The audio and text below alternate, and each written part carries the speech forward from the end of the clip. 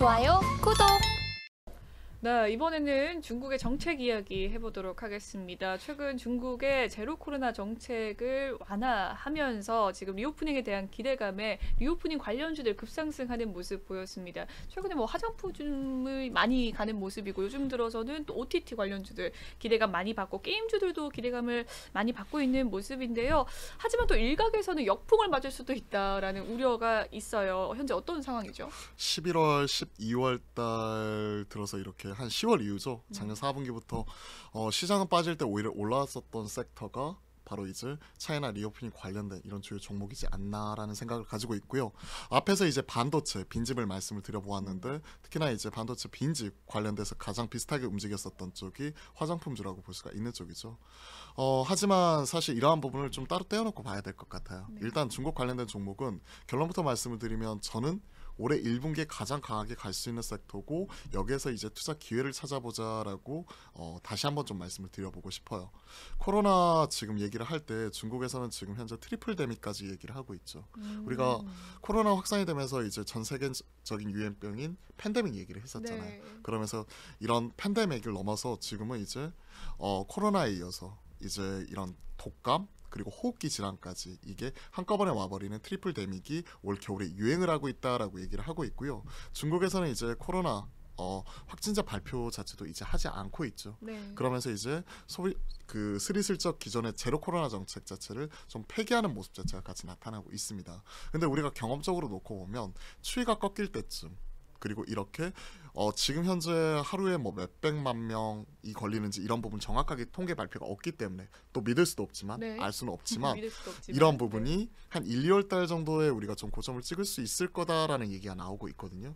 그런 식으로 놓고 보면 이런 중국 관련된 이런 주요 종목들도 1, 2월 달에 어느 정도 저점을 찍고 오히려 2분기부터는 지금 YOY로 전 기저효과도 있고 올해 지금 1분기의 저점으로 안 좋아지는 최악을 지나는 부분이라면 네. 한 6에서 8% 정도 올라오는 부분을 얘기를 하고 있거든요. 그렇게 본다면 올해 1분기에 이런 부분에 분명히 우리가 타이밍을 잡고 중국 관련된 종목들을 접근해야 되는 것 아닌가라는 생각을 하고 있고요. 각 섹터별로 좀 전략을 달리 짜야 될 것 같아요. 앞에서 화장품 말씀을 주셨잖아요. 네. 화장품은 저는 쇼커버 성격이 강하다고 봐요. 오히려 쇼커버, 네. 수급 요인, 네. 빈집. 네. 근데 찬찬히 생각을 해보면 중국이 코로나가 풀렸어요. 그리고 중국이 리오프닝 되고 있습니다. 그러면 거기에서 이제 중국인들이 다시 한번 한국산 화장품을 많이 소비를 할까에 대해서 생각을 해보면 저는 그건 아니라고 보고 있거든요. 왜 그렇죠? 중국에서 경쟁력을 잃어가고 있잖아요. 중국에서 작년 6월경이었나요? 그때 이제 그 온라인 행사를 했었는데 중국에서 많이 팔리는 화장품 1위부터 40위까지 딱 체크를 해봤는데 40위권 안에 한국 화장품 한 종목도 없어요. 그 하나도 광군제 행사였나요? 광군제도 마찬가지고요. 네. 그러면서 이제 한국 화장품이 경쟁력을 좀 많이 잃었다 하는 부분 자체를 좀 많이 느꼈거든요. 네. 저 유럽 이런 뭐 로레알이라든지 이런 프레스티지 라인 쪽은 그쪽에 뺏겼고요. 그리고 중저가 라인 때는 중국 로컬에 뺏겼고요. 그러면서 이제 이니스프리 매장도 아모레 퍼시픽에서 중국에서 절반 이상 철수를 했죠. 네. 그런 모습이기 때문에 지금 어느 정도 차이나 리오프닝 때문에 화장품주가 같이 올라가는 모습이 보인다면 이러한 부분은 어느 정도 빈집에 따른 수급적인 요인이 강하지 않나라는 생각을 가지고 있고요. 쉽게 말씀드리면 저는 화장품은 좀 끝물이라고 봐요. KVT 열풍은 이제 좀 끝나가는 그런 부분은 분위기다. 끝물이라고 보고 있고 이야기이시군요. 네, 오히려 기회 요인을 찾아볼 수 있는 게 확실히 정책 변화가 나타나고 있는 쪽과 지금 우리가 글로벌 경쟁력을 갖추어가고 있는 미디어 컨텐츠 쪽은 좀 다르다고 봅니다. 네. 미디어 컨텐츠 쪽은요. 지금 우리가 얘기를 하고 있는 이런 K-드라마, 네. K-팝을 넘어서 최근에는 이러한 쪽이 글로벌하게 지금 잘 먹히고 있는 부분이 나타나고 있잖아요. 작년에 아카데미 상에서도 수상을 했었고요. 그렇죠. 그런 부분 생각을 해보면 중국에서 지금 현재 그 한국산 드라마 이런 부분이 OTT에서 조금씩 방영이 풀리고 있는데요. 네. 이게 상당히 참 의미가 있다고 생각을 해요. 왜냐하면요. 생각을 해보시면 이런 K-드라마 관련해가지고는요. 추가로 들어갈 원가는 제한적이에요. 왜? 이미 수년 전에 드라마 다 찍어놨잖아요. 그렇네요. 라이브러리에 쌓여있죠. 맞네요. 예를 들어서 CJ ENM, 스튜디오 드래곤 이런 종목들이 이미 원가는 들어가고 수년 전에 이렇게 라이브러리에 쌓여놨다면 이제 중국과 계약을 통해서 그쪽에 공급을 하게 되었을 때 돈 벌리만 남았어요. 추가적으로 많이 들어가는 거 없으면서 돈을 많이 벌 수가 있는 쪽이잖아요. 그런 쪽과 그리고 이번 코로나를 지나면서 확실하게 이제 글로벌하게 먹힌다는 게 지금 확실하게 입증을 한 K-팝 관련된 엔터사들, 엔터 쪽 네. 이런 쪽은 분명히 좋아진다고 생각을 해요. 하지만 앞에서 이제 화장품과는 좀 결이 다른 거죠. 그리고 좀 더 들어가 보면 앞에서 게임도 말씀을 주셨잖아요. 네. 근데 게임 쪽도 이번에 외자판호 발급을 하면서 넷마블 등 관련된 종목들이 뭐 하루에 20% 급등하는 모습이 나타나면서 네. 좋은 모습이 포착이 되었는데 이번 외자판호가요 1년 6개월 만에 나왔어요. 그렇군요. 그러니까 이게 뭐 예를 들어서 1개월에 한 번, 3개월에 한 번씩 정기적으로 계속해서 나오는 이벤트라면 우리가 연속성 있게 이런 게임주가 이제 중국에 풀리기 시작하는 거고 중국 관련된 종목으로서 게임을 우리가 체크를 할 수가 있는 부분인데 21년 6월 이후에 처음으로 나왔거든요. 네. 그러한 부분이고 이게 비정기적으로 또 언제 나올지는 몰라요. 그게 또 오히려 네. 안 좋은 요소군요. 네, 그러한 부분 때문에 게임주도 중국 관련된 종목들이 올라갈 때 무조건 게임도 같이 올라간다라고 판단하기는 좀 어려울 것 같다. 그렇기 때문에 이제 중국 관련된 종목들을 체크를 할 때 우리가 이러한 부분을 섹터별로 하나하나씩 나누어서 살펴볼 필요가 있을 것 같아요. 그러면서 이제 없던 게 새로 생기는 거, 물론 중국인들이 들어오게 되면 지금은 이제 뭐 PCR 전수검사 한다고 하니까 PCR 관련된 종목들, 네. 뭐 이런 뭐 나노엔텍이라든지 뭐 진시스템이나 뭐 이런 쪽 이 테마성으로 올라오기도 하는데 뭐 그러한 종목 외에도 뭐 이런 LCC 관련된 제주항공을 비롯한 저가항공. 관련된 네. 이런 주요 종목이라든지 네. 또 여행주라든지 외인 카지노나 면세점 이러한 쪽은 오히려 또 이런 쪽에서도 기회 요인 될 수가 있는 부분이기 때문에 중국 관련된 종목들은 섹터별로 좀 종목을 전략을 달리 가져가면서 확실하게 수혜를 받을 수 있는 종목별로 대응을 잘 해보자라고 좀 말씀을 드려볼게요. 그렇군요. 중국 리오프닝 관련주들 전반적으로 1분기 좀 주도 섹터가 될 수 있다라는 이야기를 해주신 가운데 섹터별로 투자 전략을 좀 달리 가져가야 된다라는 이야기 해주셨습니다. 뭐 여행과 항공, 카지노는 좋은 흐름, 그리고 또 특히나 미디어나 엔터주들 바라봐 주시면 좋을 것 같고요. 최근에 이 중국 내 확진자 폭증하는 와중 속에서도 또 입국 제한 조치 해제가 되면서 앞서 말씀을 해주셨듯이 LCC 관련주들 좀 오르는 모습 보여줬습니다.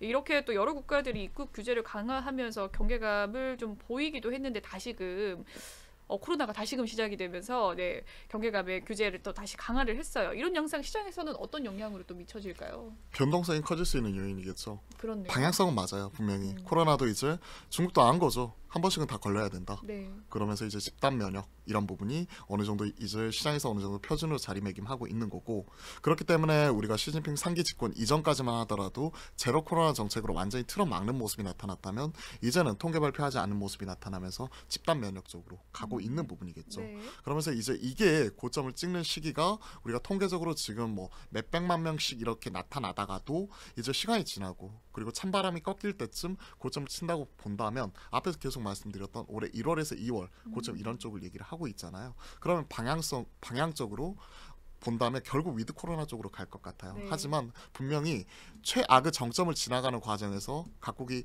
입국 제한 조치를 걸고요. 네. 그리고 이제 단기적으로 우리나라에서도 중국 비자 발급 이런 부분을 중단하는 모습이 나타났고 최근에 또 보면 하루에 뭐 수천만 명씩 나타날 수 있다는 얘기가 나오면서 밀라노에서 중국인 입국자들 전수검사해봤더니 3분의 1이었다. 그 다음 비행기에서는 절반이 코로나 걸렸더라. 뭐 이런 얘기가 나오고 있잖아요. 네. 그러면서 이런 얘기 나오게 되면 중국 관련된 리오프닝 관련된 종목들은 빠질 것이고 근데 방향성은 맞고 중국이 열린다 이런 얘기 나오면서 관련된 종목들은 또 올라올 것이고 하는 부분이기 때문에 오르락 내리락 하는 가운데 이런 변동성은 분명히 커질 수 있는 요인이다. 하지만 방향성 자체가 아래 방향이 아니라 결국 윗 방향으로 즉 개선이 되는 방향으로 갈 수 있는 부분이기 때문에 오히려 이런 변동성을 이용해서 이런 공포에 사서 오히려 나중에 그렇군요. 희망에 파는 이런 전략으로 한번 임해보자. 그냥 제 개인적인 생각을 말씀드리면 1, 2월 달 이런 정점을 지날 때 1, 2월 달 사가지고요.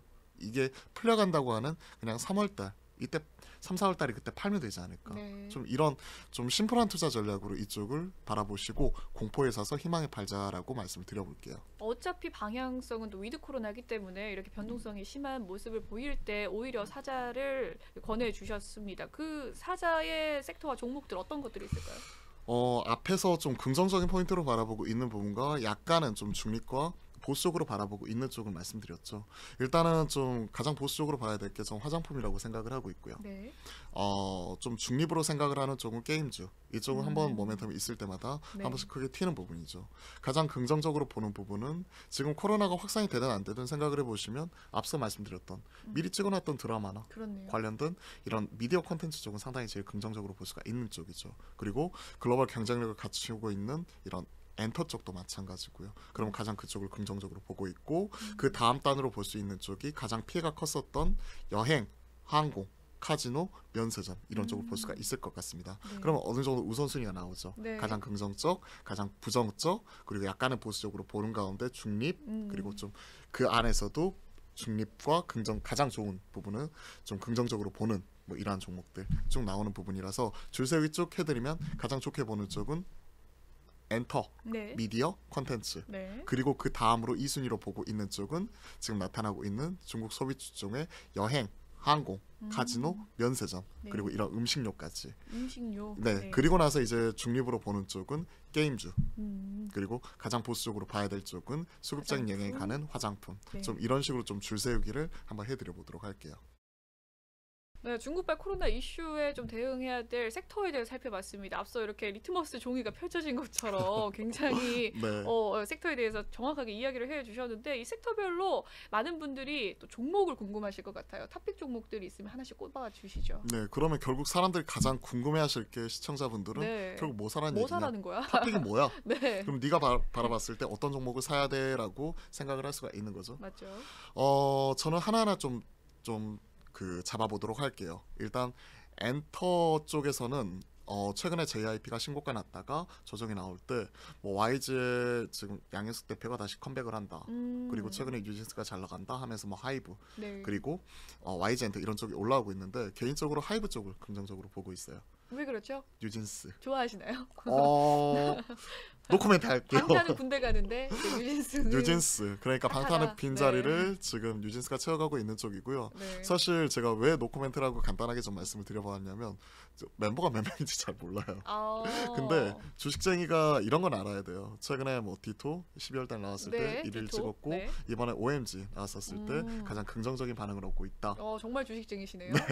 뭐 그런 부분은 오히려 또 머릿속에 박히는데 네. 몇 명이고 이름이 뭐지 이런 것들은 잘 모르겠더라고요. 그래서 이쪽은요 진짜 그들만의 그 문화 컬처가 있는 것 같아요.